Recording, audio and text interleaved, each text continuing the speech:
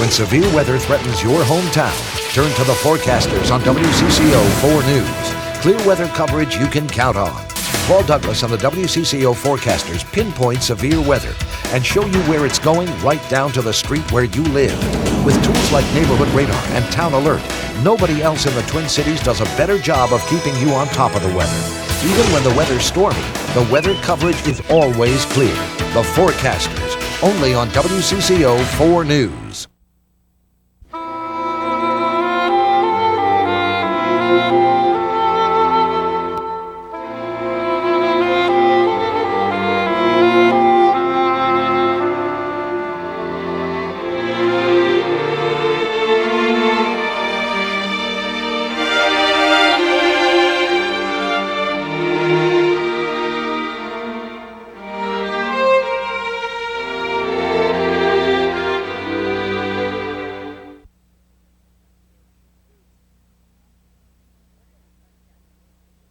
Hello, thanks for joining us. I'm Kathy Wurzer.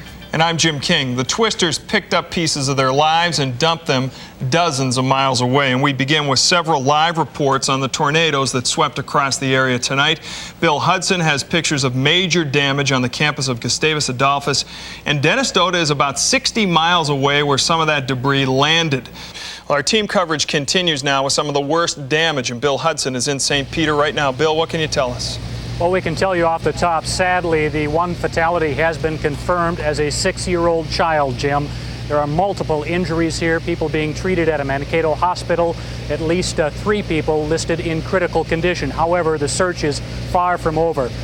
People are emerging from their homes this evening just dazed at the devastation. It is so widespread from one end of town to the other. There are literally hundreds and hundreds of buildings that sustained damage. Downtown, we can tell you, looks very much like a war zone.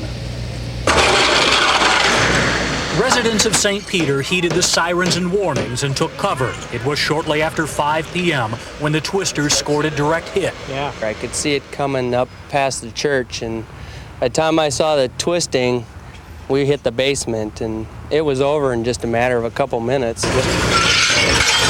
Yeah. When they emerged from basements, folks were dazed at the damage. Homes ripped apart, trees uprooted, the streets of downtown littered with shattered glass.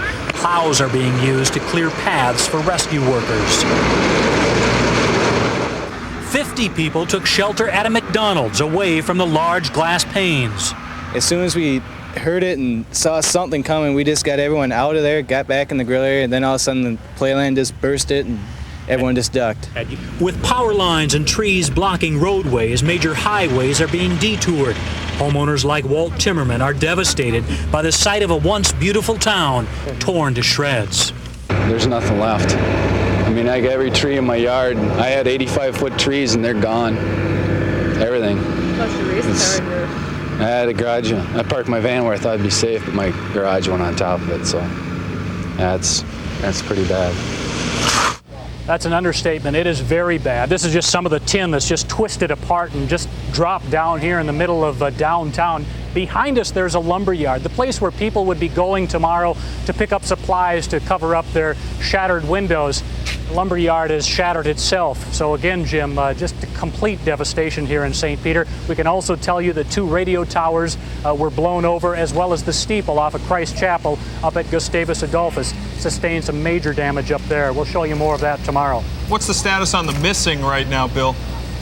The missing, they are doing a door-to-door, house-to-house search, and that is far from over. They have a lot of work to do. It'll go on throughout the evening. At this point, they don't even have numbers yet in terms of the number of people that could be missing. Of course, going to be a different picture when the daylight arises in the morning, Bill. It certainly will be. Thanks very much.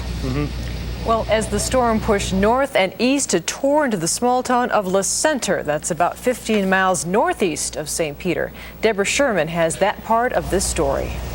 That's right. If you think that St. Peter is bad, you should see La Center, because a tornado just ripped through there and shut the town down. No one in, no one out tonight, because there is no electricity and there are some pretty bad gas leaks there. But the good news is nobody was seriously hurt or killed, because people had a warning that this tornado was bearing down on them. We have no power. several locations in the area and major gas leaks. We're not letting nobody in the Lee Center. The tornado struck hard and fast. 32 trailer homes flattened, huge trees snapped, businesses junked, the roofs scattered and wrapped around cars. Entire Main Street's gone and Highway 99, and came down here and looked, the roof's gone. So, talked to some people, came through and just wiped out everything. This is the worst of it. Trailers folded in or opened up in the twister, damaging or destroying most everything. But the 50 families who lived here were not hurt because they crowded inside this storm shelter when the tornado touched down. Screams, lots of screams. They had the door open to the shelter when the tornado passed through us, so everybody was screaming. Now, Hernandez and her 11-month-old are living in the school with dozens of others, wondering what they'll do now. I want to go home. I want to go home. I don't care if we have power, I just want to go home. Everybody wants to go home, but unfortunately, a lot of the place looks just like here, just all twisted up, and everything is just all over the ground, people's personal belongings, things that really are completely destroyed. Now, the high school there is running off of a generator, and most people will be staying there until the gas leaks are plugged up. But they say that power may not come back there for several days, and when it does, they will definitely let the people go home there.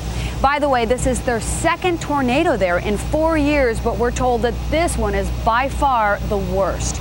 Back to you. Deb, talk a little bit more about those gas leaks, if you would, please. Are they plugged up yet? They're working on that right now. They're hoping that they can get them plugged up within about 2 hours. And then, of course, they will let people go back home if they have homes. And even then, they'll be camping out in the dark.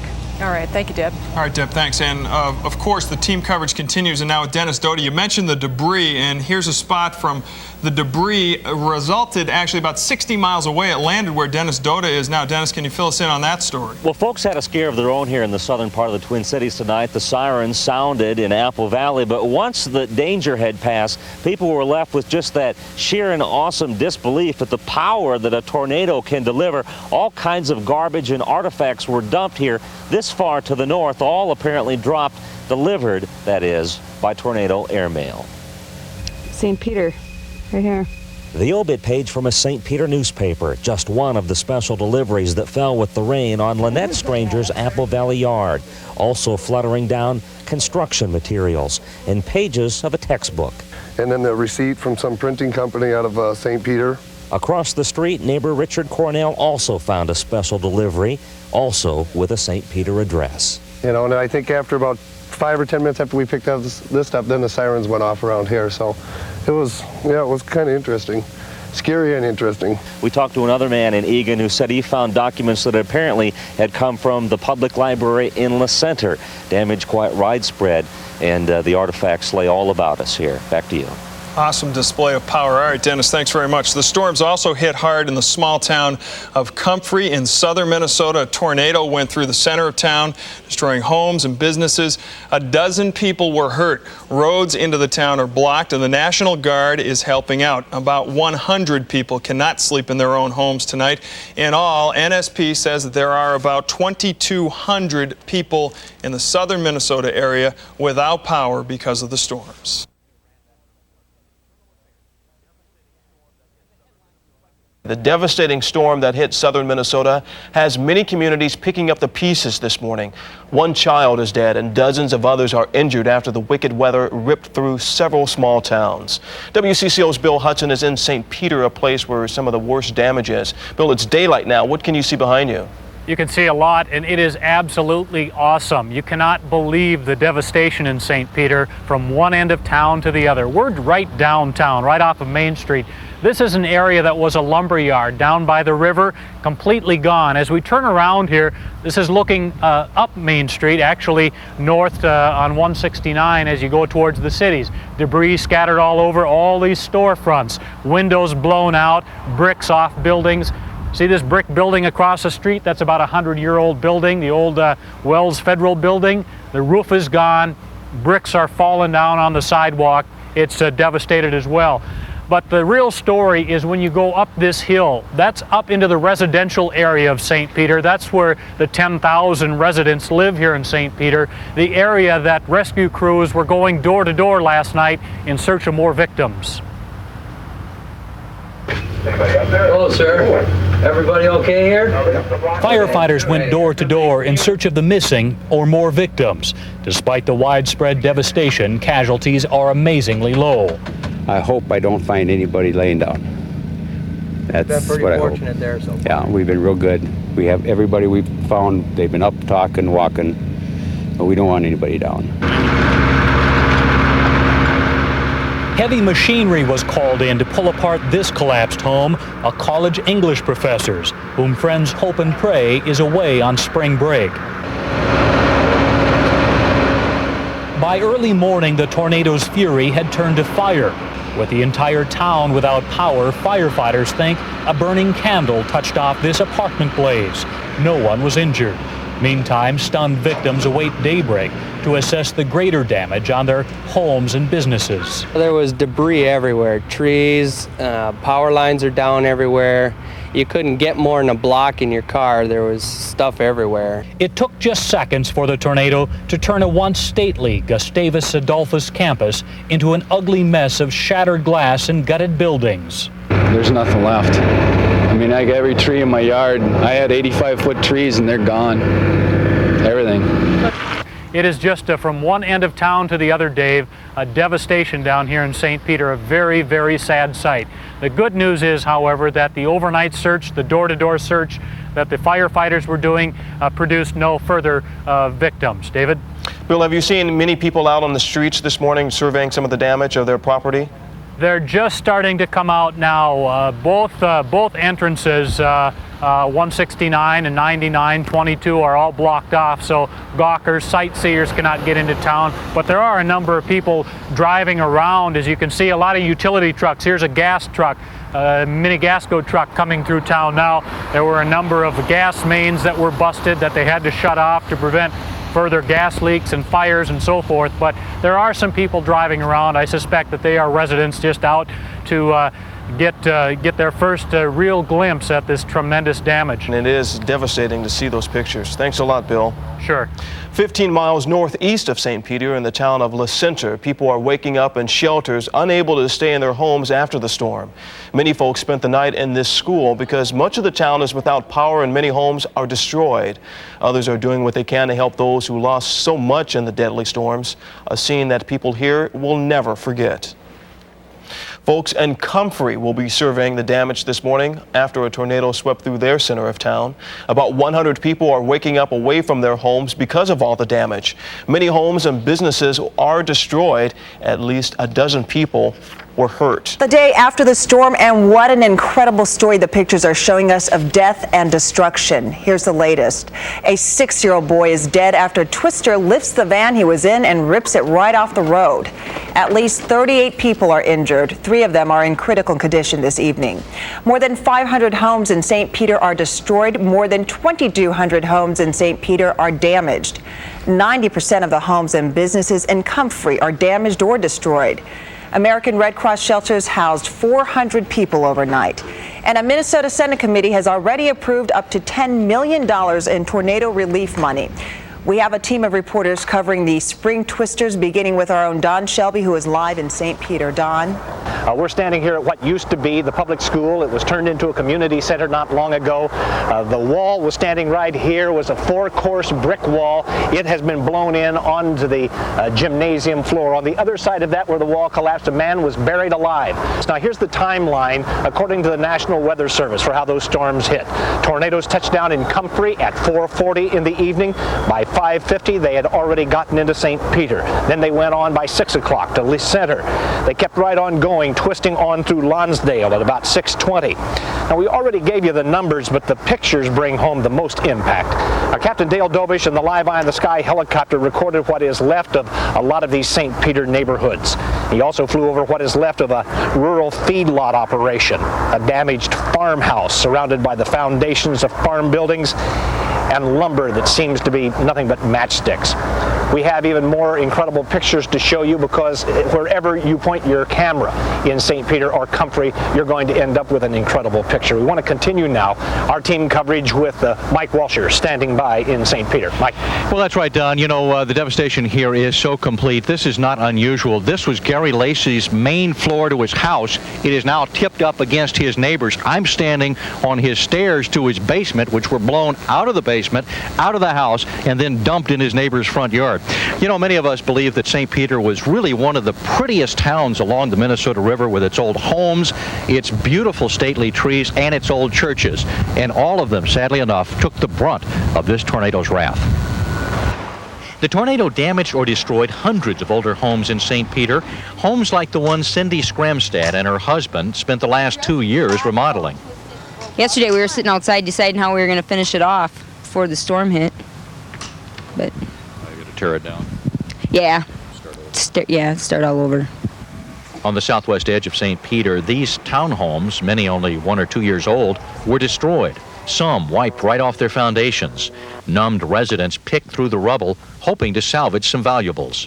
We've collected a lot of antiques through the years, and we've saved quite a few. But we've lost probably half.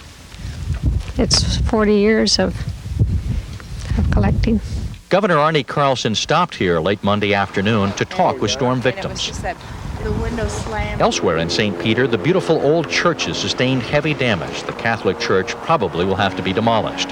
The business district seemed to have some damage, but not nearly as bad as the residential neighborhoods. Well, you know, throughout St. Peter, people are just numb by this devastation. We've seen these kinds of scenes, folks looking through their garages, their homes, trying to pick up some personal belongings, some personal mementos, trying to get a little piece, salvage a little piece of their lives.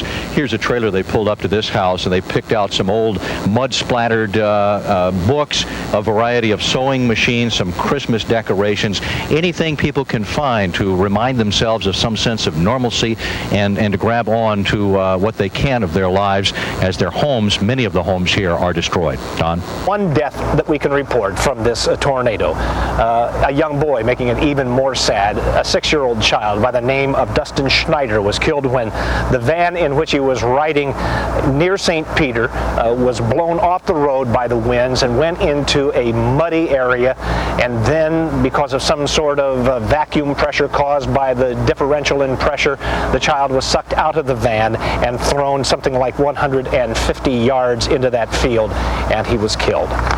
Now, there was another person near death at the time that all of this was happening. An amazing story of survival that we found when we got here. Producer John Wolf found a fellow by the name of Ricky Ham, who has to be tonight the luckiest man in St. Peter. Buried, I think it was 12 or 15 feet of rubble. Perhaps it was irony that Ricky Ham was walking to the hospital with a stomachache when Sunday's tornado ripped through St. Peter. He looked up just in time to see a wall of bricks and lumber falling toward him. Couldn't see nothing. I just had one hit my back of my head and knocked me right out and just put myself on the ground. I just covered up my face, and there it was.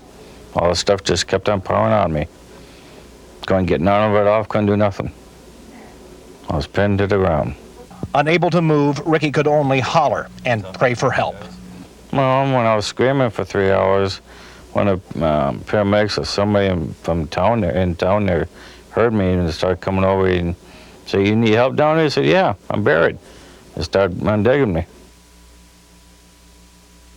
He had a bruised shoulder, twisted knee, and a little bit of bruising on his ribs, but that was all.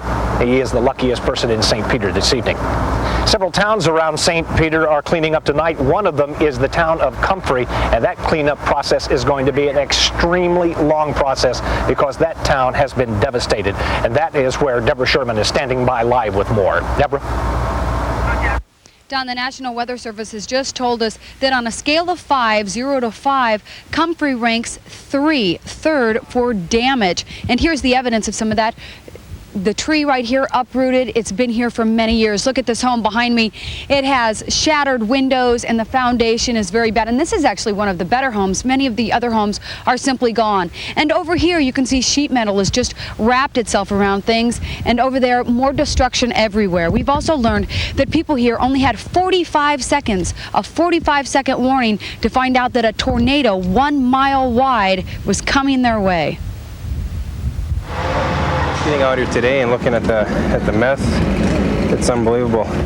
And the things that mean so much to us are gone. One by one, people are returning to their homes in Comfrey. These windows broke open and everything went flying. It's a mess. I'm hoping that when the insurance guy comes that he will say it's a total loss, because it really is. Gina Anderson grew up here. Where do we begin over? And it was just a mess. And my father died 2 years ago, and I know if he was here, he'd be able to pick the pieces up, and I don't know if we ever will. It is that bad all over town. The tornado wiped out 75% of Comfrey, damaged a century-old church, a school, a grain yard, businesses. Forget downtown. And in the neighborhoods, the tornado crushed 3 out of 4 homes. Volunteers are cleaning up, but whether this town of 500 lives or dies from the destruction will depend on the determination of its people. And they will need a lot of determination to clean up this place, because it is simply a mess. The National Guard has been escorting people into their homes like this one today just for an hour to let them get some emergency items. Tomorrow they hope to be letting them in for a little bit longer to get some bigger items, but no word on when this town will get back on its feet. Don. All right, Deborah, thank you very much. Well, in St. Peter, of course, one of the most beautiful sights of this very, very beautiful town is the site of the campus of Gustavus Adolphus, probably one of the most photographed campuses in all of the college systems throughout the state of Minnesota. But it has been terribly, terribly harmed, and Kathy Wurzer has been on that story all day. The devastation is hard to understand unless you see it yourself. Now, right behind us here on the hill is one of the big dorms on campus here at Gustavus Adolphus. Now, that dorm sustained some heavy damage along with most of the other buildings on campus. The tornado swept down over the hill. Right behind us here, you see some other large trees that were damaged and swept out this way. The twister did, causing enormous amounts of damage, as we've already documented here for you. Now, 2,300 students go to Gustavus Adolphus College. They were all on spring break, so no injuries, thankfully. But driving through the now quiet campus, you really are struck by the enormity of the damage, and not one building isn't touched. And the damage may run deeper than just mere shards of glass. Some people say that the storm struck at the very heart of the school. Every morning at 10 o'clock, students, faculty, and staff come to worship at Christ Chapel, a landmark on campus. Now they're clearing up soggy hymnals and sweeping up shards of glass. The once picturesque campus is in ruins. The Gusties football team's home, Hollingsworth Field, is ripped up. Most of the trees on campus uprooted. Dormitories and other school buildings sustained heavy damage, windows blown out due to the powerful winds. I live the second floor up here. It's probably towards the middle, but Jason Raby is a sophomore from nearby Winthrop who came back from spring break to see what happened to his campus and his dorm. I brought up like my stereo, like carpet, furniture. I left everything up here, so I hope I can get some of it back, or I don't know how they're gonna replace that, you know. Some things you just can't replace, like pictures, and I have a lot of stuff up there and I don't really care to lose it. Now, we talked to the school president, and he says they might bring back students in about 2 weeks, but they're still assessing damage here on the campus. Don? It is time to go back to the studio now, Amelia, but we're going to have a lot more to report here during the next 45 minutes of our broadcast. Okay, Don, we'll see you then. To really get a feel for just how extensive the damage is in southern Minnesota, let's go up to Captain Dale Dobish, who's in our live Eye in the Sky helicopter. What have you seen today, Captain? Amelia, we're out west of St. Peter, probably about 3 miles west of St. Peter, and one farm we're going to show you. This is a fairly, unfortunately, tragically typical farmstead between here and Comfrey. But one thing, if you notice, the debris is on the bottom side of your screen, which is actually the west side. All the other debris we've spotted today, or most of the other debris that we've spotted, has been out on the east side. So this does indicate that obviously there was a funnel cloud, and this happened to be on the one side of the the wind, so it blew the debris from the farm out the other side. So obviously a tornado damage. We're going to follow down the road here. You can see one reason they don't want people out in this area is there's just hundreds of power people out here working, trying to get the lines restored, electricity back in. And you can see here the devastation just along the edge of the road, the more farms, more homes and so forth, everything just very tore up. And this is the area that Mike Walcher was in with the townhomes that are all destroyed. Now earlier today I was with Chris Ottson and Dick Nordling, and we were out in the Lonsdale and Lee Center area. The tornado cut a path of destruction nearly 1 mile wide in St. Peter. Hardly a single home has been left untouched. Farms are blown apart with hardly any recognizable structures left. Century-old homes are in ruins. KRBI's radio tower is down, and at Gustavus Adolphus College, the church spire is in crumpled ruins.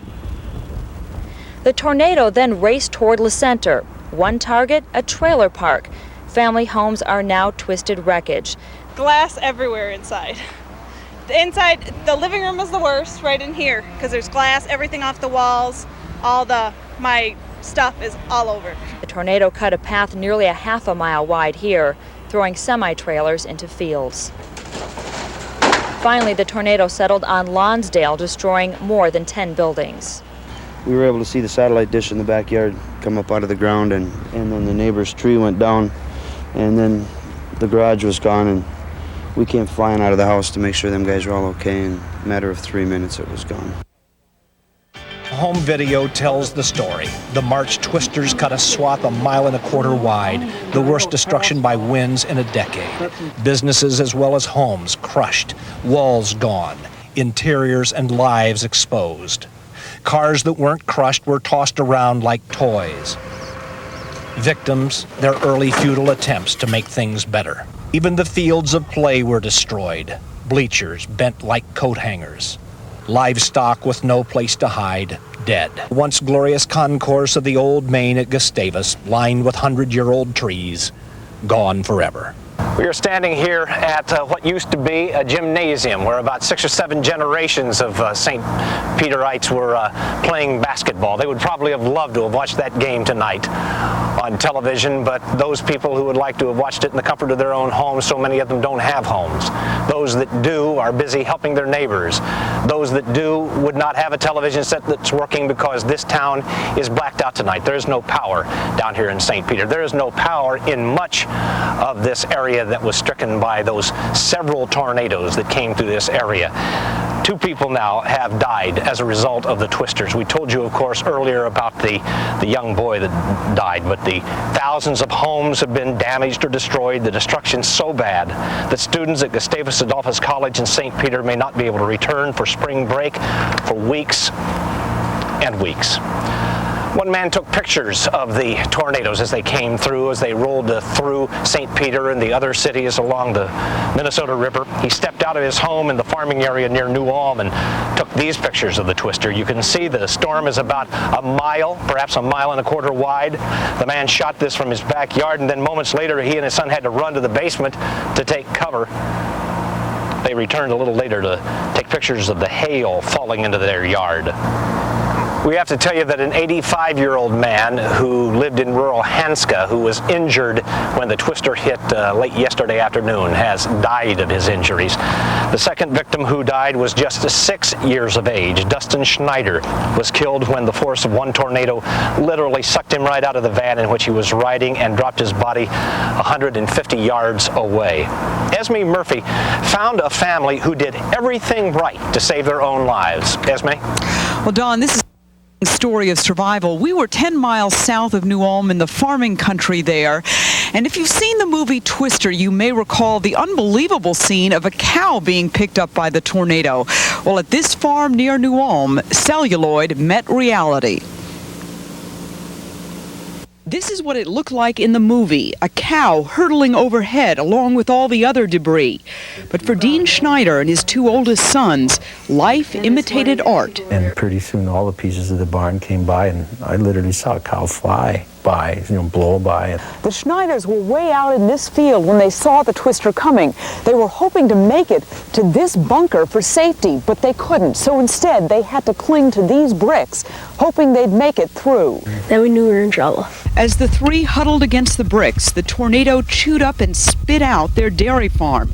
It was then they saw the cow fly, and Dean wondered if this was it.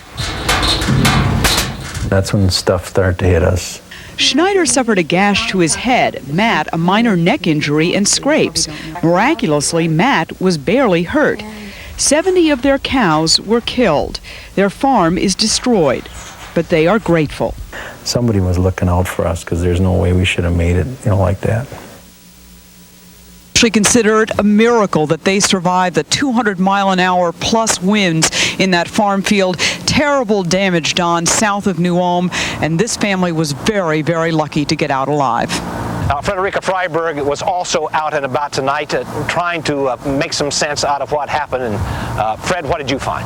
Well, I will tell you, Don, that we talked with a couple here in St. Peter who have suffered two big losses in just 1 year. Exactly 1 year ago, the couple we spoke with suffered a fire, and now their house has been blown to bits. And with devastation like this all around them, they are coping, like many in St. Peter tonight, by cleanup. They are concentrating on cleanup. But again, a double whammy for this couple is hard to take. So I grabbed my wife and we got back in this corner.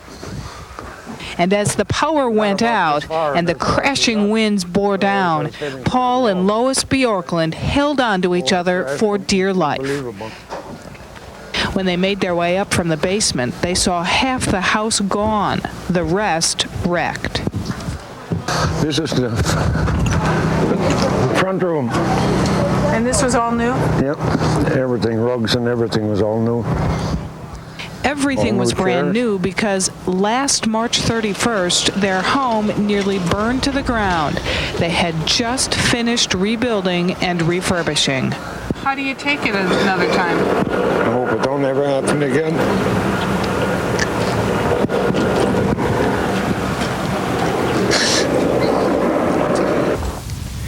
Now, as we were leaving the Bjorklunds' home, as in many locations here in St. Peter, their neighbors were also coming in to support them. Their neighbors were offering their whole family there cleaning up sloppy joes and hot chocolate, and they were taking them up on it, Don.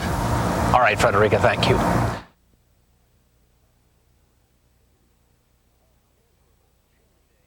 A miserable, chilly day as Minnesota towns struck by tornadoes start the long road to recovery. Hello, I'm Dennis Doda. We should have a better idea of the scope of the damage by week's end, but early estimates are placed at least $50 million. Meantime, Mother Nature hampered the cleanup effort today with chilly rain, and snow could fly by tonight. There is some good news to be had, though. Gustavus Adolphus College will reopen on April 14th, and Governor Carlson is giving residents some hope to rebuild. He says there is no doubt southern Minnesota will qualify for federal aid. Just ahead, we have live team coverage from the towns hardest hit by the tornadoes. Amelia heads up our report from St. Peter. Amelia? Well, Dennis, I'll tell you, I know that you and I were just amazed by the pictures photographers here sent back to the station, but I have to tell you, those photographs, that video does not even compare to the reality. What you see behind me here, this home just torn apart, the roof torn off, trees uprooted, insulation thrown all over. Well, I'll tell you, this is a scene that you see everywhere here in St. Peter. Everywhere that you walk, this is what you will see. You know, most of us cannot even imagine what a recovery effort is like after huge storms like this hit. And I'm telling you, Mother Nature really dealt a cold and hard, wet blow to the people here who are trying to rebuild their lives. This is the first time that it actually hasn't been raining all day. Now, for that part of the story, we're going to go to WCCO's Bill Hudson, who is standing by live right here in St. Peter. Bill? Well, that's absolutely right, Amelia. The weather is simply turning the misery of tornado victims into something that is downright miserable. As you know, today it was very wet and windy, very cold. For lack of a better term, it was bone-chilling temperatures down here. But this is recovery work that must go on. Okay, here we go. It's moving day for Bert Williams and friends, but not by choice. Rain will surely damage what the tornado did not in his brother's home. Though cold and wet, his crew stays upbeat. It'd be a lot nicer if it was about 70 degrees with the sun shining. Utility crews are hard at work clearing down trees and power lines. Restoring electricity is a top priority. How wet are you? Soaked. Very much so. One more shot. Many who suffered damage have nowhere to go and remain in their homes with no power or heat. Tom and Kathy Tepley are getting help patching holes in their roof to keep the rain out. It's chilly. We have warm water and running water, of course, but makes it pretty miserable. But despite the pouring rain, volunteers continue pouring in to lend a warm hand on a very cold and wet day. It's well worth it to help the other people out. In the community, they help us out at times. Someday they might return the favor. You never know. Yeah, that's the one thing about Mother Nature. You do never know when it's going to hit something like this terrible tornado. Now, what they've been doing all day along here is they've been moving trees off of the site that we've seen so many trees down on the Gustavus Adolphus campus. There's front end loaders behind us that are moving those trees out of the way, trying to open up this roadway. Now, one thing that we want to tell you is that health experts are cautioning the volunteer workers today, should the rain return, they absolutely need to use rain gear. They have to stay as dry as possible because they are very concerned about hypothermia. Now, the hospital just opened its ER, the emergency room. The clinic has reopened with the auxiliary power as well. And the last thing they need, Amelia, is to see a rash of cases of hypothermia. That's for sure. Thank you very much, Bill. Sure. Now, one of the largest insurers in this hard-hit area is State Farm, and the company estimates that its 3,000 affected policyholders will actually have claims exceeding $9 million. A disaster team of adjusters today began paying those claims right on the spot, and as you can see, Lynn and Tom Bonet's home is just a total loss. Adjusters took a quick tour of what's left and then handed them a check for $125,000. Other expenses will be paid for temporary living costs and lost or damaged belongings. Home inventory, everything that you have that's damaged. List the items that are repairable, that can be cleaned or repaired. Get repair estimates, cleaning estimates for those items. Now, on top of those 3,000 homes and businesses that were affected, State Farm says that it has actually 3,000 vehicle claims that it will also pay off. Besides the money, one of the most important things here to rebuild the homes here is electricity.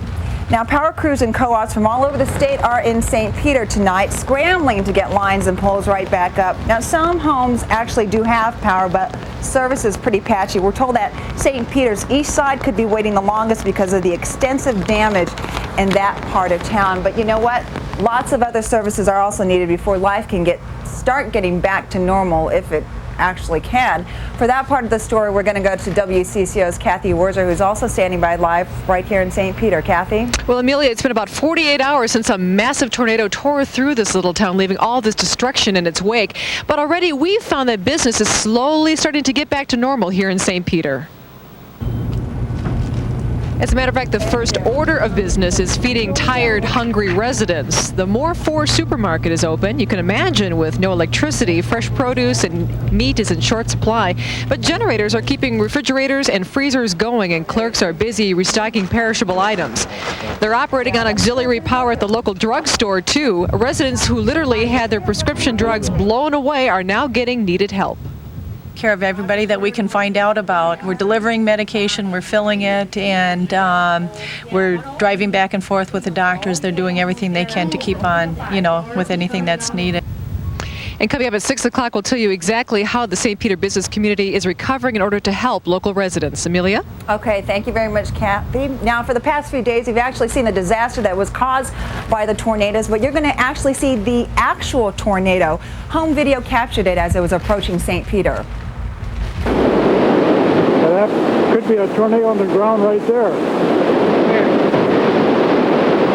The whole white thing there. Sunday, 4:52 in the afternoon, on a farm just south of New Ulm. Roy Yanni pulled out his home video camera and started taking pictures. It was incredible size. I saw a couple other tornadoes from a distance that were a lot smaller than this one. This one must have been at least a mile from front to back. With every minute, the sky grew darker and the funnel grew wider. Right there, see? Yeah. Over there. Yeah. Fascination turned to concern as the Yannis wondered, is it coming our way? And it looks close enough to me here. Oh. Ooh. Yeah, I've seen sparks fly there. Electric lines. Those sparks sent the family flying inside and downstairs until... Tornado's past now. Got some good-sized hailstones here, though. A survey of neighboring farms showed Roy Yanni just how lucky his family was. Schneider's barn. Hello, I'm Don Shelby. Amelia will join us in St. Peter in just a moment. The spring twisters were bad enough, but now there's cold, damp weather and the possibility of snow, quite a little bit of it. The big concern tonight for the people down there is hypothermia. Temperatures are in the 30s now, and most tornado victims are without any kind of power. FEMA officials are now in the area to estimate damage. All of the highways into St. Peter are closed. Too much traffic yesterday slowed down the cleanup process. We have a team of reporters covering this story. We want to begin with WCCO's Amelia Santinello live in St. Peter. Amelia. Well, Don, as you can see behind me, I'm telling you the weather down here is just not cooperating. It is rainy, it is miserable, it is cold, and many of the homes here still do not have heat or windows. But the cleanup effort does continue, and the town is looking a little bit better than what we showed you yesterday. The streets are slowly being cleared of downed trees, power lines, and general debris. And for more on how the recovery is going, our team coverage continues with WCCO's Bill Hudson, who is in another part of St. Peter. Bill? Well, you said it right, Amelia. It is an absolutely miserable day to be doing this type of cleanup after this horrible, horrible tornado. But this kind of work has to go on. It's imperative because the sooner that all these trees get cleared out of the roads and the power lines can be put back up, the sooner that heat can return to those homes which are still habitable, and the hundreds of other homes can be rebuilt. Strong winds and cold rain are making a difficult task all the tougher. But with 60% of all power lines down, warmth will only return when the electricity is back on. It's got to get done sooner or later, so regardless of what the weather's like, it's got to get done.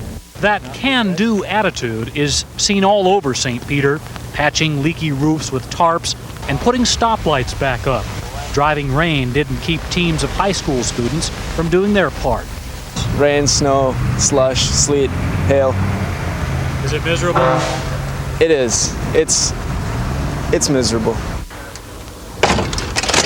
This isn't the kind of weather most would choose for a moving day. But tornadoes don't give you choices, only big problems to deal with. It's leaking through the roof up there, as you can see, but our chimney flew off, so we got a big hole in there. Now our carpeting inside is getting soaked and wet. They just restored power to the local hospital here. They also have a clinic that has auxiliary power, and they say the last thing they need, Amelia, is to see a rash of hypothermia cases come in. So they're cautioning everybody, please, if you're going to be out doing the kinds of work that is so necessary right now, dress in appropriate foul weather gear. It isn't just people here in St. Peter who are trying to rebuild their lives. Several surrounding communities are also hit hard by the twisters, including the town of Comfrey. Now, that's just southwest of St. Peter, and WCCO's Mike Walsher just came back from there. Mike, how are the folks there coping? Well, they're still in shock, Amelia. Their town was virtually wiped out. The wrath of nature destroyed Comfrey on Sunday. The damage you see here in St. Peter would be fairly typical of that entire community of 500 people. And today, the bad weather returned, just as people were allowed back in to try to salvage their personal belongings. Well, you know if you can find anything. Wind-whipped rain and sleet soaked Comfrey's rubble and made for a soggy, miserable day of sorting through clothes and other personal items. Some residents say enough's enough. They'll leave town rather than rebuild here. And I don't think we're going to rebuild. And my hardest part is leaving my church and my friends if I move. So you're going to leave town? We think so. We're 70 years old. 80-year-old LeVar Hollingsworth just moved into this house and remodeled it. Now she has to move out. Oh, it hasn't sunk in yet. It's a disaster. Unless you go through something like this, you have no idea what it is. It's just unbelievable. Much of the activity in Comfrey today related to just this, trying to get cars and trucks dislodged from trees and from the sides of houses where the tornado deposited them. The sign on the edge of Comfrey is just about the only thing untouched by the massive damage. The twister destroyed 230 homes and left calling cards of its violent force scattered everywhere. People here say a decision on rebuilding the heavily damaged school is the key to whether Comfrey recovers or remains pretty much as it is now, a virtual ghost town. Most of the people here are probably in their 50s or older. It's kind of a retirement community, and everybody else drives to Springfield or Windham or wherever for their job, and I don't know if anybody's going to rebuild. And right now, the town of Comfrey is being shut down. Everyone's being escorted out. It is a disaster area. Nobody's allowed to stay there overnight. But, Amelia, some people will be allowed back in coming days to continue with the cleanup. Rebuilding, though, is kind of a misnomer. Getting a little bit ahead of ourselves. It'll be some time before they begin to rebuild that town. We talked earlier about how cold the temperatures are in southern Minnesota right now. WCCO's Mike Fairbourne is in the Fort Weather Station right now to let us know how long the cold snap will be around and how much snow, if snow indeed, is what they're going to get. Right, Don, and that's our concern right now. You know, you were down there. You know how hard it is to piece together exactly what may have gone on. Reports are coming in from the National Weather Service as they continue to take surveys down there. They've still not been able to do an aerial survey because of the weather, but from information that they've pieced together so far, you know, this tornado could have started maybe as far south as Sioux Falls, South Dakota. Then it came through the Comfrey area as an F3, kind of skipped over Nicollet a little bit, not as much damage there at least as in the St. Peter and the La Center area. F3 tornadoes, then it kind of died down as it moved through La Center and into Lonsdale. We don't really know how strong it was, but if you take a look at an F3 scale tornado, strong tornado, winds of 58 to 206 miles an hour, capable of extreme damage.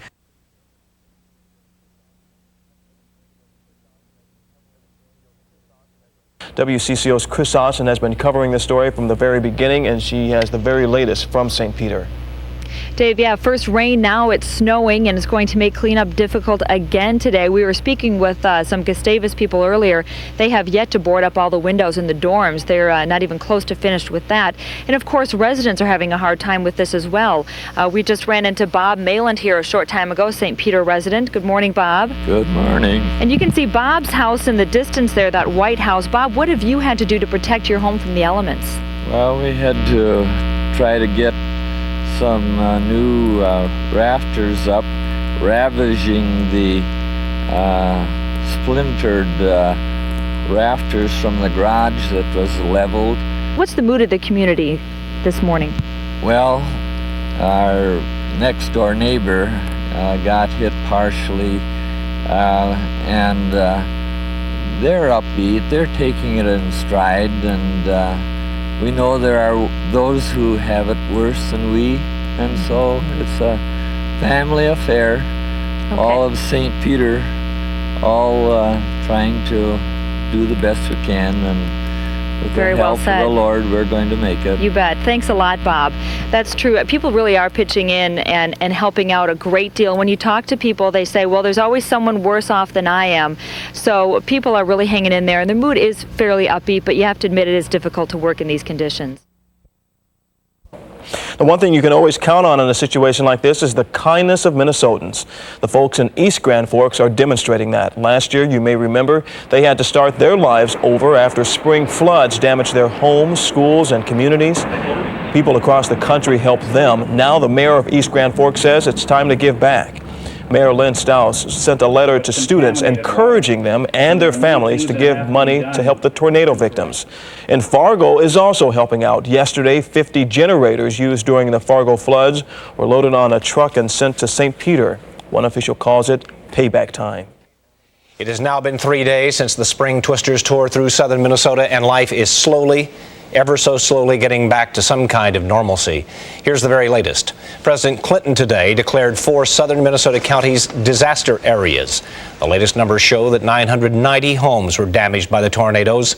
The roadblocks are starting to come down.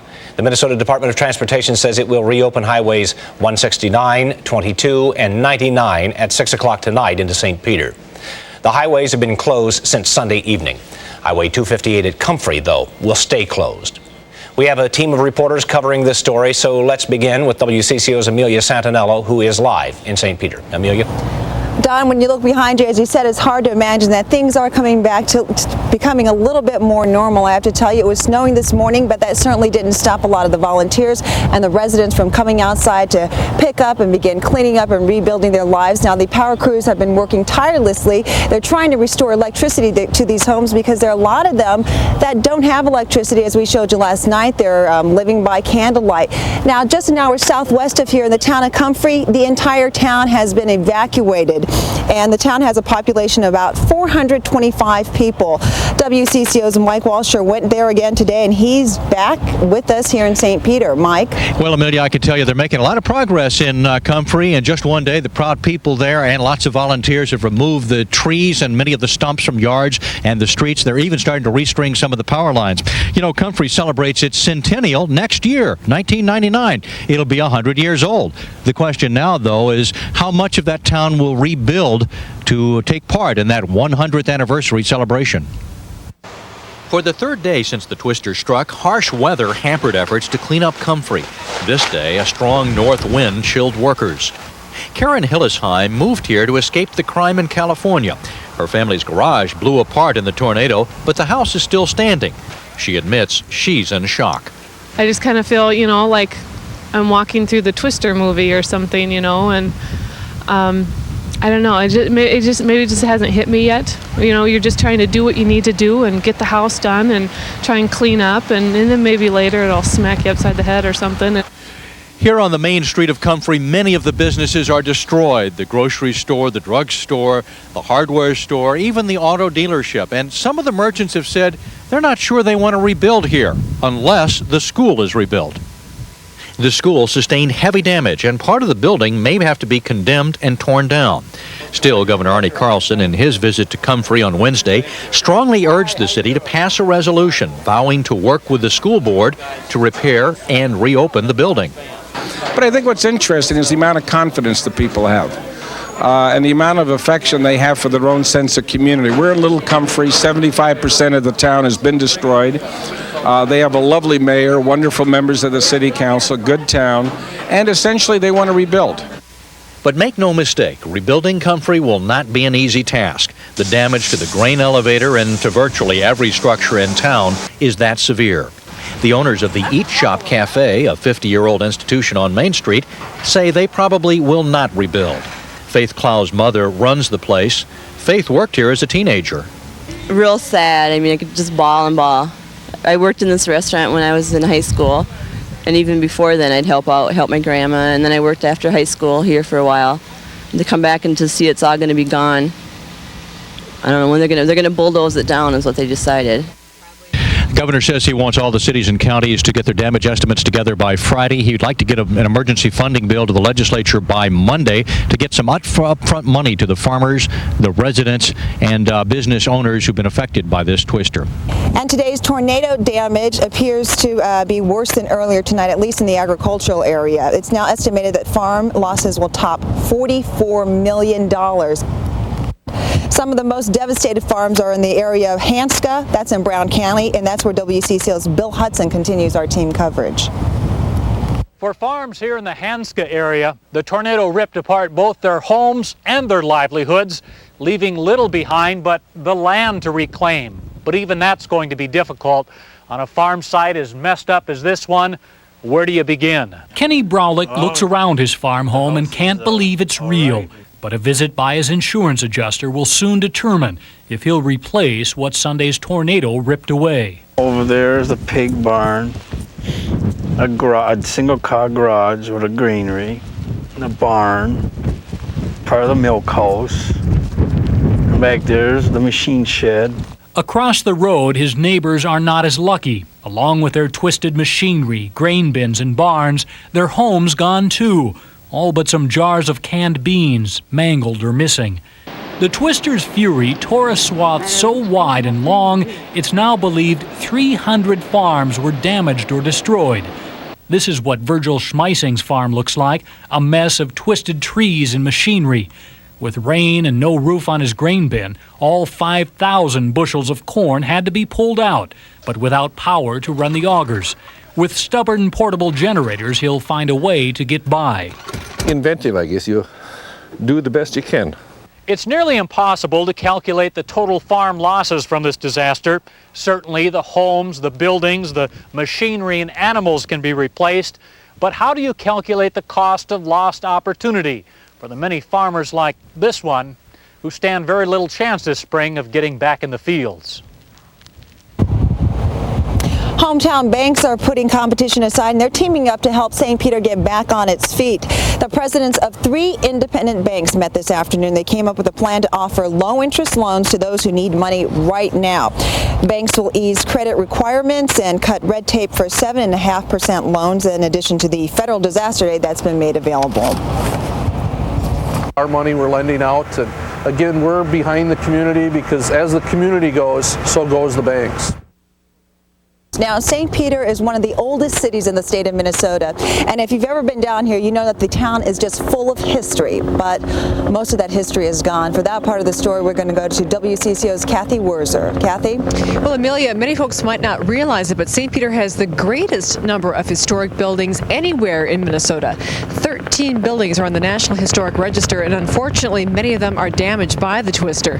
Earlier today, State Historical Society officials came to town to see just how badly damaged St. Peter's irreplaceable history is. St. Peter's a place where history is cherished. It's a town well known for its historic architecture, carefully preserved over 145 years since the town was founded. But now, many of St. Peter's grand old Victorian ladies are in ruins. The stately brick mansions in shambles, pieces of history gone forever. It used to be the Central School, grade school, and built in 1871. Bob Wettergrid is a fourth-generation St. Peter resident. He's 76 years old and knows the history of St. Peter better than anyone, so it hurts to see his town, its history, so deeply scarred. Next to death. That's what it means. However, buildings can be rebuilt, new buildings, but lives can't be. Generations of St. Peter residents like Bob Wettergren went to Central School. The third floor used to be the high school. Now the third floor has been sheared off. Other St. Peter landmarks are also heavily damaged, and that worries and saddens State Historical Society officials. It's very difficult to put a dollar figure on damaged history because there's that emotional part of our history that you just cannot quantify in terms of dollars and cents. Well, Charlie Nelson, the state's Historical Society architect, tells me that he feels some of these buildings can well be saved if, and only if, expensive repairs are made. As a matter of fact, there's a $1 million request before the legislature from the Minnesota Historical Society, money that, if approved, could be used to repair some of these very important, very historic buildings. I'm at the University of Minnesota wind tunnel. Looks like King Kong's blow dryer here on end. And Ellen Longmire is over here. She's an associate professor here at the Department of Aerospace Engineering and Mechanics at the U. And she informs me that there is indeed a safe way to crank this up. This is going to take about 30 seconds. And go ahead, Ellen. We're going to start with no wind and build this up to about 100 miles an hour. Again, they use this for research, and scientists all around the country, all around the world, use similar wind tunnels to determine which materials hold up best in a high wind environment. So right now we're up to about, this would be about 30 miles an hour, and we're going to let this build. At some point you will not be able to understand a thing I'm saying. Right now we're up to about 50, 55 miles an hour. Okay, this is about, what, 60?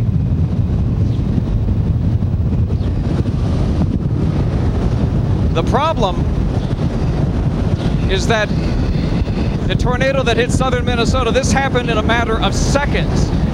This is taking about 30, 35 seconds to ramp up. And it's actually, it's difficult walking against this. Right now we're up about 100 miles an hour right now. And it's difficult to stand up. Okay, is that about it?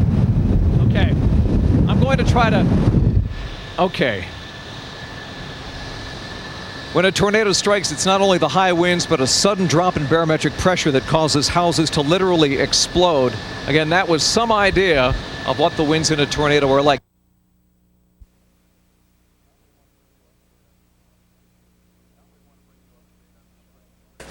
Now we want to bring you up to date on the spring twisters. Here's the latest this noon. Around 1:30 this afternoon, the state legislature will announce their tornado relief package. Governor Arnie Carlson says he wants it passed by Monday. The streets are now open in Comfrey, and residents are now returning to that town. But if you want to help clean up the town, call ahead. The town can only support about 300 volunteers a day. Streets headed into St. Peter are also open, but there's a bit of a traffic jam. WCCO's Chris Ottson joins us now live from St. Peter with that story. Chris?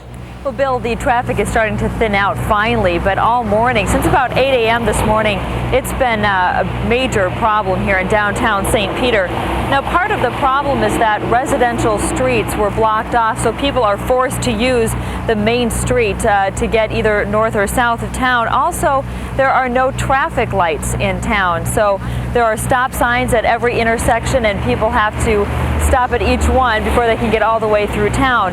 Also, even though that there are officers directing traffic, it's still been taking people quite a long time to get through town, but as I say, it is starting to thin out a little bit. But one of the main concerns today, and what was going to be one of the main concerns throughout the day, is that many people may be coming to gawk or look at the damage.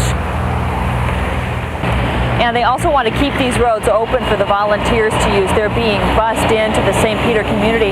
Also, if you're someone who does want to volunteer, they are looking for people on Friday and Sunday specifically. It looks like they have people set for today, and it looks pretty good for Saturday, but they still need hundreds of volunteers for Friday and Sunday. And we've been seeing a lot of volunteers in town today, and I don't think the people could do it without them. They've been really working hard. Tonight, we have a team of reporters covering the spring twisters, beginning with WCCO's Dennis Doda, live in St. Peter. Dennis?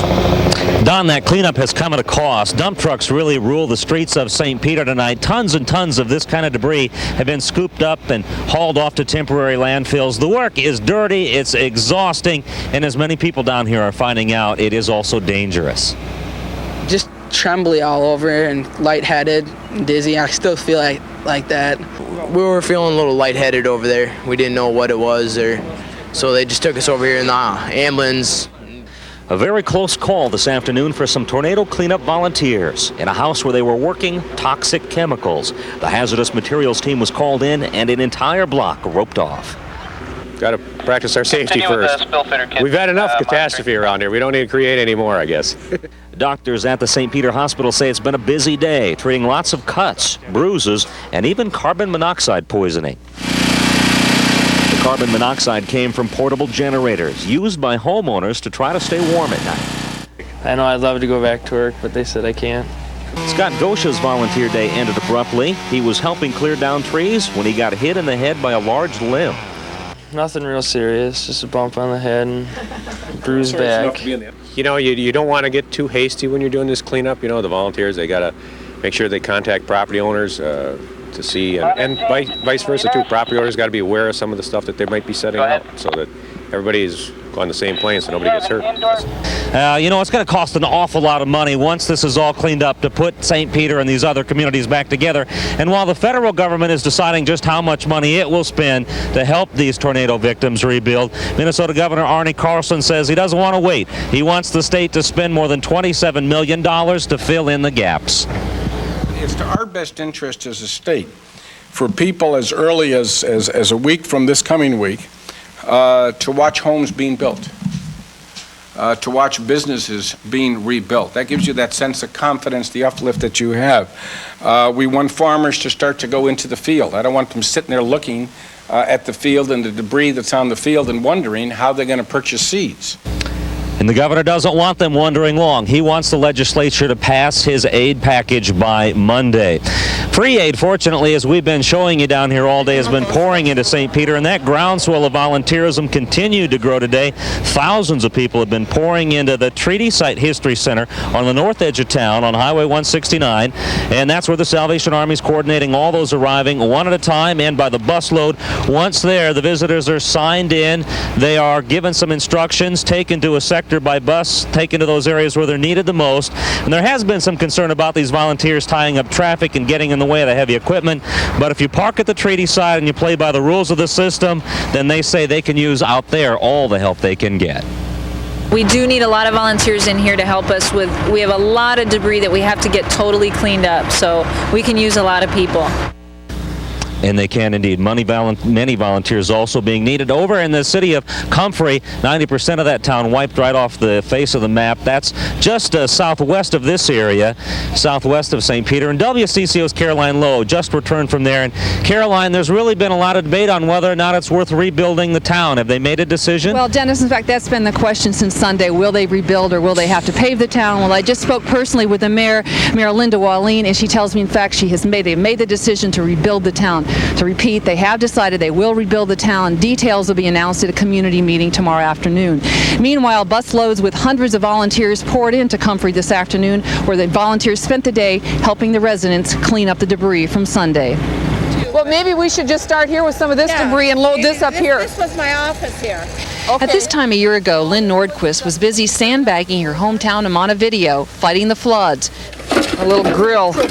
But on this cloudy spring day, Lynn and 40 other volunteers from her hometown pitched in Comfrey, helping the storm victims clean out their debris, salvage their personal belongings. Yep, all this stuff she wanted set right here. The volunteers were shocked to see how much worse the tornado's damage was when they actually saw it in person. Well, it was nothing like this. I mean, when we were in the flood in Montevideo, it was the people had time, to get their belongings and stuff out. This is just total devastation. But the volunteers also found that the spirits were high here in Comfrey, even from residents like Travis Johnson, who narrowly escaped death when his home collapsed on him on Sunday. I think it really helps having people from different communities coming in and helping out and showing that everybody cares, they're not going to tear this town upside down. I mean, we'll still have Comfrey. It'll still be here. It's just amazing the attitude you hear down here. It's similar to what we saw last year in Grand Forks, where the devastation was comparable, but the people are seeming upbeat. They're just grateful it's not raining, and they spent the day going about trying to sift through their things. As we mentioned, there will be a community meeting tomorrow afternoon. We'll learn more about the plans to rebuild in Comfrey.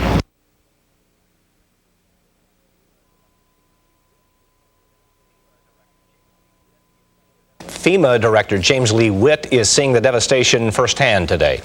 Senators Rod Graham and Paul Wellstone are also in the area touring. Donations are pouring in. Today, Watkins Incorporated of Winona donated $78,000 worth of cleaning products, shampoos, and soap. General Mills employees collected and donated more than 50,000 pounds of the company's products today. We have a team of reporters still covering the Twisters, beginning with WCCO's Mike Walsher leading the coverage in St. Peter, I'm sorry. Mike? That's right, Don. I can tell you the spirit of the people here in St. Peter is strong and vibrant. Same goes for the good folks in Comfrey, who are vowing to rebuild that town this evening. The damage here will run into many tens of millions, but they're making great progress, as you can see from the volunteers, the hard-working people across the street here, clearing out debris in some of the worst damaged area in St. Peter, and crews have also been in town restoring power. James Lee Witt, the director of the Federal Emergency Management Agency, toured both St. Peter and Comfrey. He told us he had rarely seen such massive tornado destruction. He said it's very fortunate only 2 people died. He said homeowners, farmers, and business people can get help by calling 1-800-462-9029 to tap into federal assistance programs.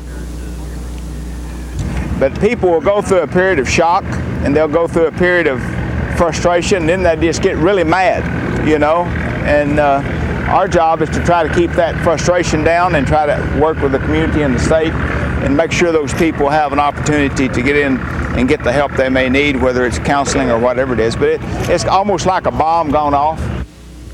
I tell you, it's very gratifying. There are so many volunteers flooding into the tornado-ravaged communities. Among the hardest working are students from area high schools. Hundreds of them are getting valuable lessons, not in the classroom, but out in the field, clearing debris. And our team coverage continues this evening with Bill Hudson, who caught up with some of those students near the center. Pulling timbers from a muddy field or picking insulation strewn across the landscape aren't taught in the classrooms, but their lessons in civic involvement high school students are learning well. These people look like they need a lot of help, and we figure, my house personally didn't get hurt or anything, but I felt I needed to help my community. It didn't matter the way it came down and picked it up, and we actually People like Linda and Kim Cunningham are in need of that help after losing everything they own. So today, out of the blue, a group of LeSueur High School kids picked up acres of debris. Couldn't have done it without them and all the other people in our town and other little towns that I can't tell you what it means to us. For many tornado victims, rebuilding as soon as possible is critical. The owner of this business in Lonsdale, for instance, was just 2 weeks away from selling his shop. He says he's got about that much time to get a new building up. Rebuilding has already begun on this lumber yard, and thanks to so many volunteers, the Cunninghams won't be far behind. Just want to say thank you to the town of Lee Center and all the little towns around us that are taking care of us and sending help to clean all this up. Thank you. It means more to us than you'll ever know. In Le Center, Bill Hudson, WCCO 4 News. And if you would like to volunteer, and I know many of you do, the hotline number to call is 1-800-657-3504. Also in St. Peter, the Kind Veterinary Clinic is putting out the word. It is sheltering lost and stray animals. You can bring strays here or come to try to locate a lost pet. The clinic also is giving out free cat and dog food to storm victims who need those items, and it will board any animals whose owners' homes are not livable. One other note, the state's $28 million emergency aid package goes before the legislature next week. And Don, it'll be a really big weekend here in St. Peter. They're expecting up to 5,000 volunteers here tomorrow. That's half the town's population. They're going to bring them in 3 different shifts to clear debris. And then, of course, on Sunday, everyone here will take some time to pause and mark the 1-week anniversary of these devastating tornadoes. Police are out in full force tonight in St. Peter, Minnesota. The goal to prevent people from stealing the few belongings the tornado victims have left. WCCO's Frederica Freiberg is our lead reporter tonight in St. Paul. Fred? Don, the city of St. Peter is likely the safest place in all of the Midwest tonight. That is because police officers from across Minnesota are blanketing this city to keep it that way. When was the last time you saw 10 or so police cars respond to a suspected property crime stop? Every time we make a turn around a block, we bump into each other. There are so many officers in St. Peter. Looters and scammers don't stand much chance. You got ID that shows you live up in here? To keep the riffraff out, residents must show passes to get through police checkpoints. Our residents went through a very traumatic experience, and we want to give them a comfort level of security now and say, we've got a lot of people out here that are watching over us so we can get a little sleep. And while St. Peter sleeps, 60 police officers from departments across the state sweep the city. Plus, that posse gets even more punch with the state patrol overhead and ground cover from the National Guard. The nighttime hours here also bring out the dogs and even bike patrols, courtesy Albert Lee PD. So if anyone is where they're not supposed to be or even suspected of being out of place, law enforcement converged on St. Peter has them covered. We owe them people a lot, that if they ever have an event, we better send people. Now, while City of St. Peter police officers have been working around the clock as well since this disaster struck, they did lose 2 of their squad cars to this tornado. The National Weather Service revised their survey based on aerial photography. They were up in the choppers. That first tornado that hit Comfrey, a path length of 62 miles. 1 tornado a mile wide on the ground. Almost unprecedented, certainly for late March.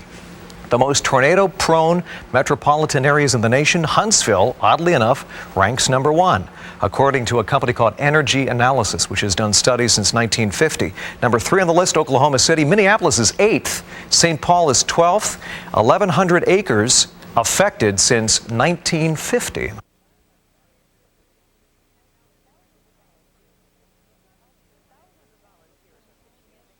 Thousands of volunteers are pitching in to help their neighbors after spring twisters. Here's the latest. Almost 5,000 volunteers showed up today to help clean up debris in the city of St. Peter. Churches there are preparing for Palm Sunday services, and the mayor of Grand Forks, North Dakota will speak to St. Peter residents tomorrow to tell them what it's like to rebuild after a disaster. Our Jim King is in St. Peter tonight with more. Jim? thousands and thousands of volunteers came here to help. There's also a sense of community spirit within the church community here. The Catholics of the Church of St. Peter, they'll be going to the First Lutheran Church tomorrow for services, so there's a tremendous amount of cooperation going on. It also will be a week ago tomorrow that the tornado, 1.25 miles wide, came through here and just ravaged this town of St. Peter. So tomorrow will be a time to remember and also a time to pray. The bell won't chime at the Church of St. Peter. There will be no music, no services, and a week ago Sunday may possibly have been the last service at the church, at least in this building. Yes, the building may have to be demolished, but one thing you can't take away are the memories. I was an altar boy here at St. Peter under Father Ryan when he was here, and confessed my first sins and made my first communion, was confirmed here. Just memories.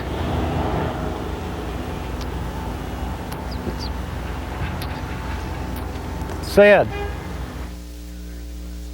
Sunday will be a time for prayer, but Saturday was a day for work. Close to 5,000 volunteers descended upon St. Peter. It was a great show of community support. Proud to be part of it. I feel like sometimes I just look around and I kind of gawk because I can hardly believe the devastation here. To say that residents appreciated the help would be a tremendous understatement. Just say thank you. How do you tell people that are helping you restore your life? The majority of volunteers worked from 9 a.m. until 3 p.m., but many were still working as the sun went down. And there's so much work that still needs to be done. People came from all over. Obviously, a lot of them came from the Twin Cities. We did run into some folks who came from Colorado to help out. We mentioned close to 5,000 people. The exact number, 4,912. And tomorrow, which is Sunday, there are 2,500 that are set up.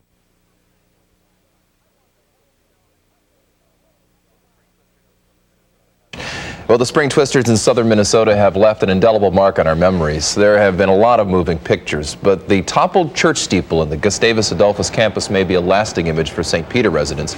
It served as a beacon for so long in the town of 10,000. This morning, church bells are once again ringing in St. Peter, and WCCO's Chris Otson is standing by with more. Good morning, Chris. Good morning, Dave. One thing St. Peter is really known for are its many churches. Unfortunately, many have been damaged. You can see one across the street from me, that's St. Peter's Evangelical Lutheran Church, their roof completely blown off. Across the street here at Trinity Lutheran Church, however, they received more minor damage. They do not have power this morning. You can probably hear the whir of the generator behind me. They also sustained some damage to their beautiful stained glass windows. But here on this Palm Sunday, 1 week after the tornado hit, church services are being held. Now, church services were held by light coming through those beautiful stained glass windows, also by candlelight. Pastors Scott Fuller and Eric Natwick are presiding over these services, and overall their message this morning is about having hope and also acknowledging questions many St. Peter residents have of why did this tragedy happen to me?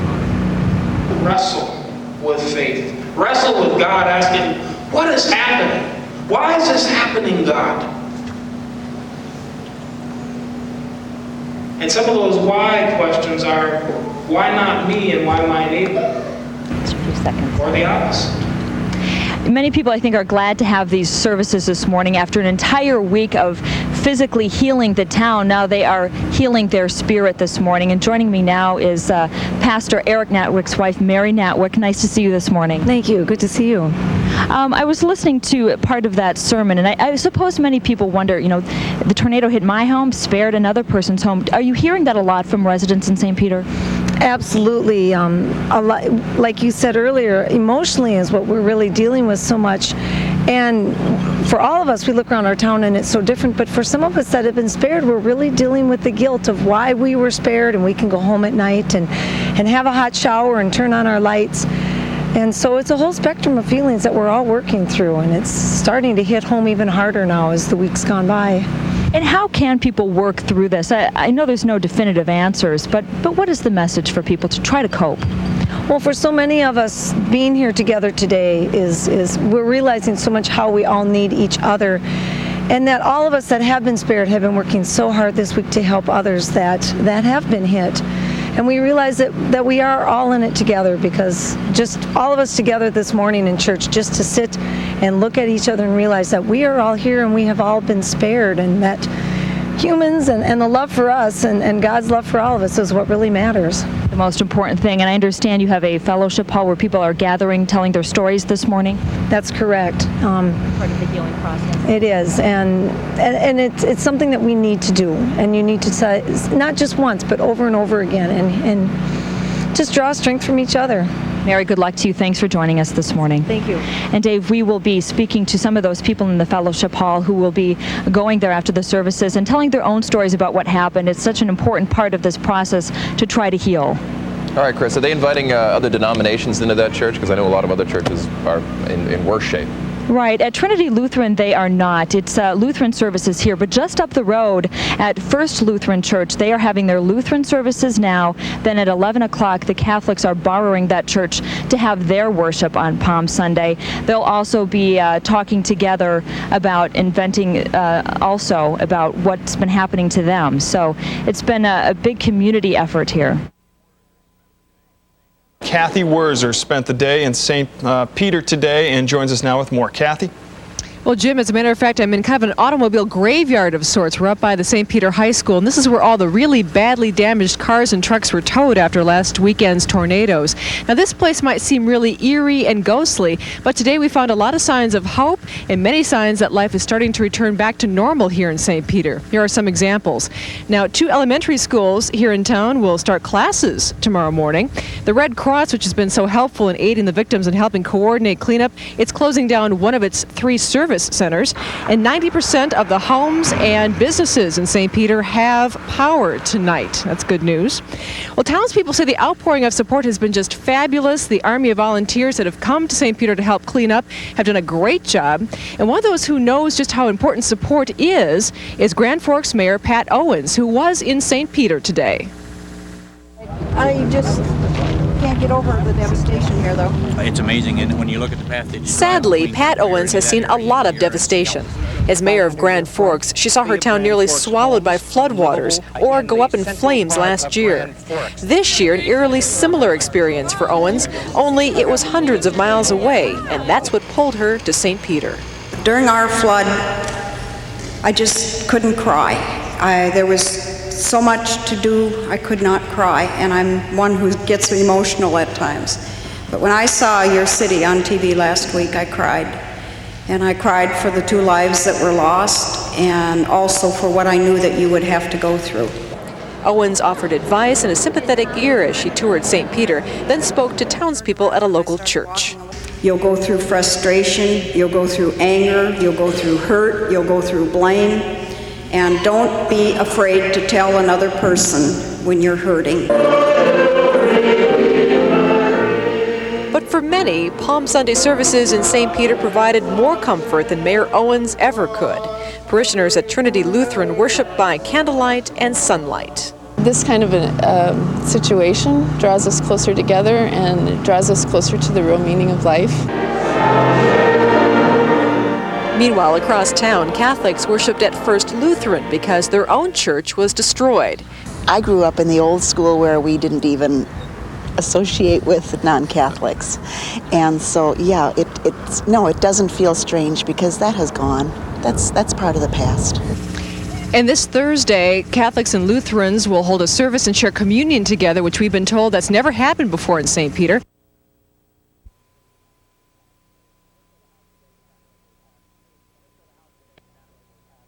The Minnesota House today unanimously passed a nearly $28 million relief package to aid victims of last week's powerful storms. The Senate is expected to vote on the same kind of bill tomorrow. For more on the recovery taking place in southern Minnesota, let's go to WCCO's Kathy Wurzer live in St. Peter, where kids went back to school today. That's got to be a sign of good things to come. Well, it absolutely is done. As a matter of fact, things went very smoothly, all things considered, this first day back to class.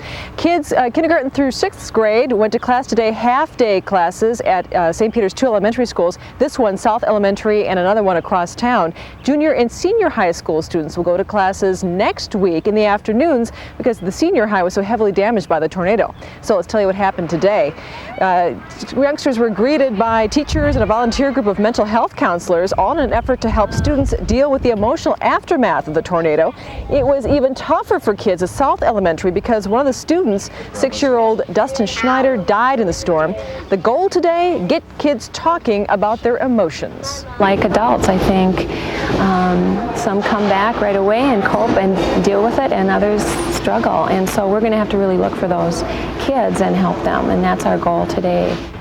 Meanwhile, the goal today at another school nearby Gustavus Adolphus College was to clean out dorm rooms. Students in 3 dorms were allowed to come back and get their things, what's left of them anyway. One young woman even found her fish bowl intact, and yeah, the fish still alive. Students boxed their things and were shipped back to a local church parking lot where many parents and friends were waiting to load up cars and vans. The students' reactions today? Relief. A lot of worries coming in, but when you see them get off the bus, I think they've connected with their friends and their roommates and much higher spirits. Let me tell you something, what a difference a week makes. The cleanup efforts here have been fantastic, both on campus and here in St. Peter. It's time now for Bill Hudson to step in here. He says architects from around the state are now pitching in to help. Bill? They are, Don Amelia. You know, there's growing concern that many of St. Peter's historic buildings may be demolished prematurely without second opinions. But even repairs could threaten a building's historic character. So architects are giving their time to preserve what the tornadoes had threatened to take away. Among the saddest losses from the tornado which swept through St. Peter is the loss of history. Buildings dating back to the Civil War were left tattered or toppled. Preservationists obviously want to prevent the loss of history. They fear that many building owners are being pressured into demolition. They hope that architects stepping in at this time can prevent some of that loss. The purpose of this meeting is to team up architects with properties and property owners. The Minnesota Historical Society enlisted some 30 architectural firms to assist building owners like Don Ostrom. His 110-year-old home suffered roof, porch, and structural damage when the twister toppled a giant elm. But we'll probably want to design it in a somewhat new way now, and we want to design a new breezeway so that it'll be kind of a sun porch for us. Architect Rob Meese will help suggest ways to retain the home's 1880s character, like stained glass, hardwood floors, and staircase, despite extensive repairs. St. Peter's is an important part of Minnesota history, and the houses, the buildings are enduring signs of what the community is about. The state aid package includes $1 million in what's called gap funding. That's to pay for special touches on some of these historic homes, like porch spindles and columns, things that normal insurance policies may not cover, despite those items being historically significant to a building's charm. Today, the House approved more than $27 million in state aid. And it's not only the politicians helping the tornado survivors. Mariah Tamanaha struck her own deal with the Salvation Army. The 7-year-old wanted to send Easter baskets to kids in tornado-stricken areas. So the Bloomington girl collected Easter baskets, and now the Salvation Army is going to help deliver them. Mariah will join them in Comfrey tomorrow morning to help hand them out. Well, family and friends say goodbye to a little boy killed during the spring twisters 2 weeks ago. 6-year-old Dustin Schneider was killed when a tornado pulled him out of his family's van and tossed him 150 yards. His parents were critically injured, and today Dustin's funeral was held at the First Lutheran Church of St. Peter. You can contribute to the Dustin Schneider Memorial by dropping off a check at any TCF bank. And help is on the way for the people left homeless after the local twisters, and they certainly need a lot of help. You know, you and I were both in St. Peter last weekend, seeing how some of the progress was going, and really, it's been great, but so much is left to do at this point. Now, remember those travel trailers used during the floods last year in East Grand Forks and Grand Forks? Well, those soon house St. Peter residents. Here's the latest. 18 trailers have been moved to the DNR headquarters just outside of New Ulm. They still have to go through a state inspection before they'll be moved to St. Peter. Although just about everything has been damaged at the Nicolet County Fairgrounds, there will be a county fair this year in St. Peter. When the fair board met earlier this week, people from all over the county showed up to say they still want a fair this year in St. Peter.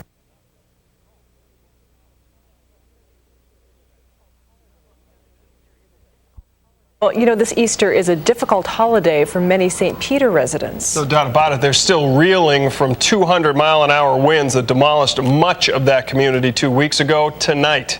But as WCCO's Chris Ottson reports, some residents are finding hope through prayer. It used to be this church was filled with song and prayer. Now, St. Peter Lutheran Church is destroyed. The sanctuary itself is small and it's very intimate, and it's a one that you never felt far from your people. For decades, Easter services were held right here. But now that the sanctuary is in ruins and the roof has been blown away, there is little hope for rebuilding. The old is being combined with the new as residents worship in the fellowship hall. So many blessings still here. And so many people anxious to hear some encouraging words. Jesus' resurrection makes us imagine what is possible. St. Peter residents are finding there is renewal in their daily lives.